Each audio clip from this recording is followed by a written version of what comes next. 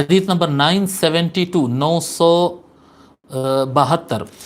وفی روایت عنہ نہا رسول اللہ صلی اللہ علیہ وآلہ وسلم عن النفخ فی الطعام والشراب، اور ایک آپ ہی کی روایت یعنی حضرت عبداللہ ابن عباس رضی اللہ عنہ کی ایک روایت میں آتا ہے کہ حضور صلی اللہ علیہ وآلہ وسلم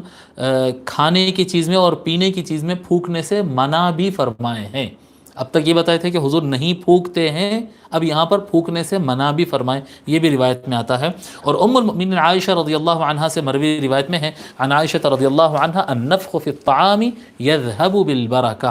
کھانے میں پھونکنے سے برکت چلے جاتی ہے، کھانے میں پھونکنے سے برکت چلے جاتی ہے، لہذا یعنی برکت چلے جاتی ہے کہ کیا مطلب ہوتا ہے اس کا؟ ایک تو برکت کا ایک روحانی معنی ہوگا، دوسرا اس کا آپ یعنی کیا کہتے ہیں اشیاء کے اعتبار سے فزیکلی بھی آپ اس کو دیکھیں نا کہ جب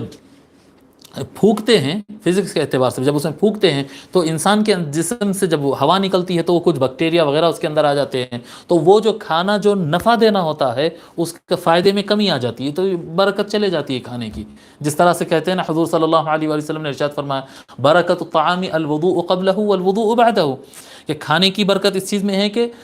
کھانا کھانے سے پہلے ہاتھ دھو کے کلی کر لو اور کھانا کھانے کے بعد ہاتھ دھو کے کلی کر لو، تو اس سے برکت رہے گی۔ تو کیسے برکت رہے گی؟ ہاتھ میں اگر میل ہو، جراثیم ہو، کچھ اگر ہو اور کھانے کی چیز کو پکڑ لیا اور کھا رہے ہیں، چیز تو نفع بخش ہے لیکن اس میں بیکٹیریا شامل ہو گئے یا اس میں کوئی وائرسز آ گئے ہیں، تو کھا رہے ہیں اور کھانا جو فائدہ دینا ہے وہ نہیں دے رہا ہے، تو یہ برکت اڑ گئی ہے۔ اسی طرح سے پھونکنے سے بھی یعنی سائنس کے اعتبار سے بھی سمجھ میں آتا ہے کہ پھونکنے سے برکت چلے جاتی ہے، اور یہ نہیں پھونکنا حضور صلی اللہ علیہ وآلہ وسلم کی سنت ہے۔